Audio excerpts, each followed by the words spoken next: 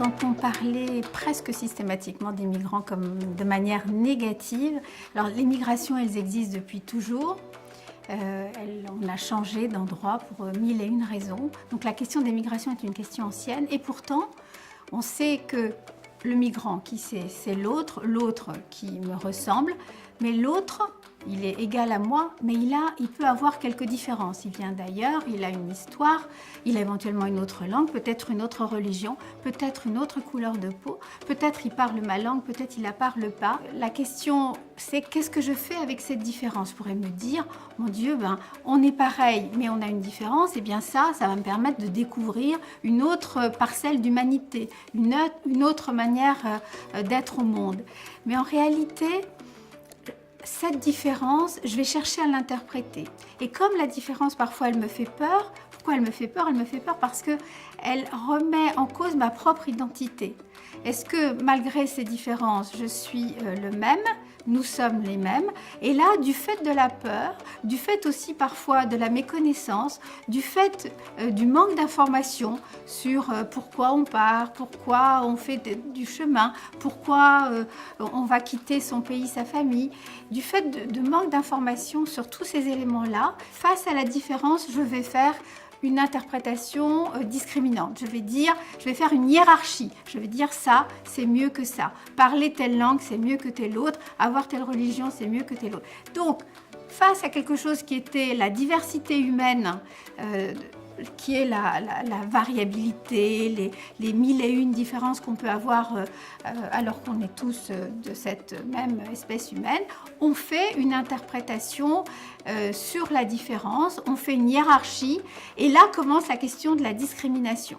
Donc à partir de cette interprétation sur la différence, aussi bien dans la société que dans le développement des enfants, je vais élaborer des théories à partir de pourquoi on est différent. Et lorsque moi je cherche un sens à mes questions, à mes difficultés, aux choses difficiles pour moi, alors là aussi il va y avoir un autre mécanisme d'interprétation qui est une sorte de mécanisme de sacrifice. C'est l'autre qui est responsable de mon malheur. C'est parce que l'autre vient chez moi que moi j'ai moins de bien-être ou moins de facilité. Donc ça, c'est la deuxième partie de l'interprétation. C'est des interprétations sur un bouc émissaire, sur un ennemi.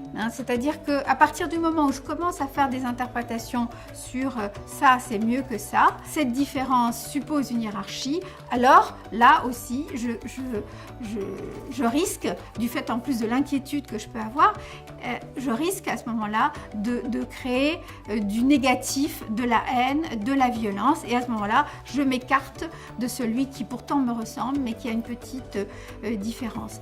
Et pour les enfants, c'est la même chose. C'est-à-dire que pour les enfants, les interprétations des adultes, les interprétations des groupes vont de la même façon créer un danger qui est un danger d'erreur, de jugement, de diagnostic erroné et de déplacer finalement des questions qu'on peut avoir sur soi, sur la manière de vivre ensemble, de les déplacer en disant c'est l'autre qui nous empêche d'être le même, d'être entre nous. Et souvent, les études montrent, là aussi bien d'un point de vue psychologique que sociologique, que plus ces différences sont petites, plus elles sont minimes au fond, plus elles prennent une importance incroyable. Ces toutes petites différences vont devenir quelque chose qui fait mon identité. Et au nom de ces identités, qui sont vraiment au regard des choses importantes de la vie, c'est des choses minimes, mais elles prennent une valeur identitaire.